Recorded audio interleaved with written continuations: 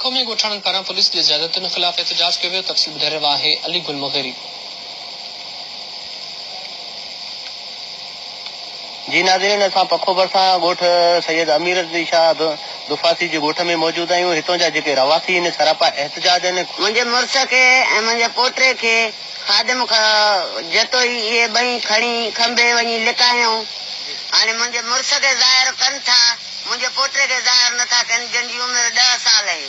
मां सां ज़ुल्म आहे, मूंखे खादिम खां वॾो ख़तरो आहे। तालके थाणे जद में मुंशियात ऐं जुआ जा आॾा हलाईंदो एसएचओ खादिम बख्शी ऐं हुन जा वाठा आहिनि 2 पुलिस वारा इशफाक जतोई ऐं रजब जतोई।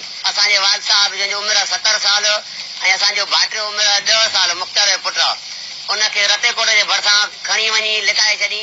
हाणे असांजे वाल साहब खे ज़ाहिर करे थो, असांजे भाइटे खे ताईं ज़ाहिर न कई। असांजो सिंध आईजी ऐं डीआईजी लाड़काणो खे एसपी लाड़काणे खे मुतालबो आहे त तालके थाणे मां खादिम बख्शी खे हटाए कंहिं ईमानदार ऑफिसर खे रखनि। पर ज़रूर मुतालबो कंदे हिननि इहो चयो आहे त असां इंसाफ़ कयो वञे ऐं हिन खे हिन जॻह तां हटाए हिते को ईमानदार जेको आहे ॿियो एसएचओ मुक़ररु कयो वञे। खान मोहम्मद चन्नो सां गॾु अली गुल मुग़ेरी, सिंध टीवी न्यूज़ पखो। असीं तव्हांखे वठी हलंदासीं।